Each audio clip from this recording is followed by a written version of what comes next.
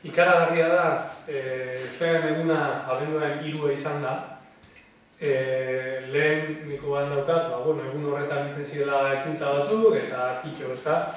Gero apurratu zatu izan, eta ikaragarria da nola baina aste bi diren, ez da. Euskararen inguruan, Euskararen egunaren inguruan egiten diren jardunaldiak, zabaldu egin dira, eta hainbeste ekimen dago, hainbeste teatroak, solariak,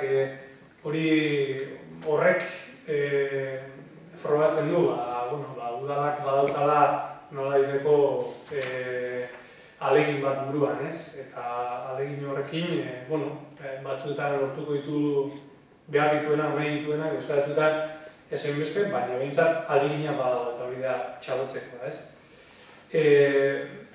Alkateak esan duen beste datu batek harritu nahu, hain zuzen ere, 10-tik 3 garela euskaldun eta beste 2 ere badaukatela.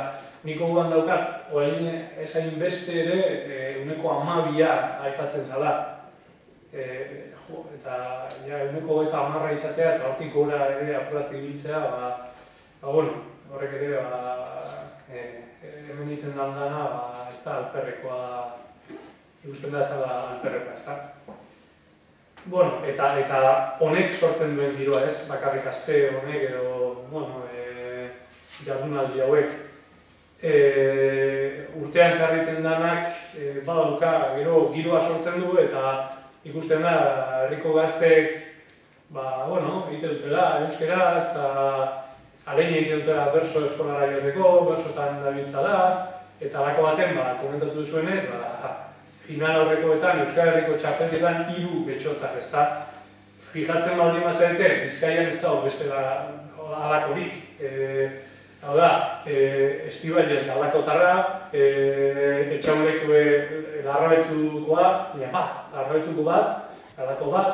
Gero, Durangon betiko 2 horiek daude, Unai eta Igor Lotza, Unai Turrea eta Lotza. Nire namuiza horre inguruko berrizeko da, baina kontuan hartuta, zelako herriak garen, zenbat euskaldun dagoen hemen, eta egiten duen aportazio, euskal kulturari egiten duen aportazioa, ona edo txarra, behintzat aportatzeko ahalegin egiten dugu, ez? Eta horrek ere asko esan nahi du, ezta? Eta nire hitzaldiari buruz, lehenengo eskertu behar dut, ezta? Aukera hori ematea nire liburua aurkezteko herritarrei. Izan ere beti, liburua aurkezten duenean beti dago jende asko aurkezpenetan, eta hori ere eskertzeko da.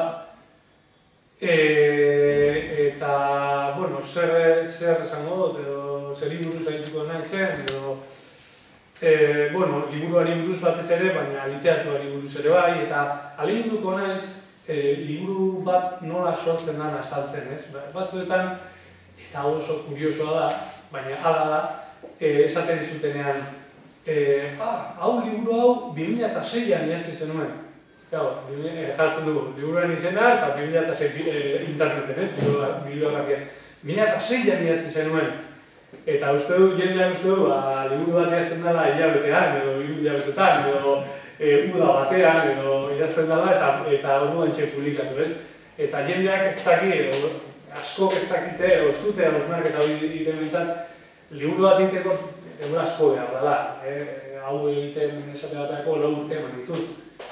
Eta prozesu hori oso luzea da, eta ederra ere bai, eta jendeak ez du esaltzen, orduan, ahaleginduko naiz azaltzen, eta behar badanik kuaderno txiki bat daukat, hor eskemak eta egite ditut, eta ahaleginduko naiz eskemen behar fotokopek eta egin dut eta banatu, ikusteko zelan sortzen, kapituluako eta zelan sortzen den, zelan personaiak zelan sortzen diren, nola lotzen diren kapituluak, ez da, hori eukidon gobaiteko beti, baina zaila da, ez, Bilbora basoaz, Donostira basoaz aurkeztu bat diren, igual, hainbat jende, hainbat persona dago, eta ezin duzu egin. Hemen, biltzen gara, 15-20 bat dago, hori handia da, ez pentsa, literaturan normalean, 3 lagun badaude guztora. Orduan, 15-20 lagunekin ondo egin daiteke hori, azaldu, idazle baten prozesua zein da, ez da, hori, zelan ateratzen da. nik ez gaztean etxeiteak. Hori, liburuari buruz aipatu duzunaz ez.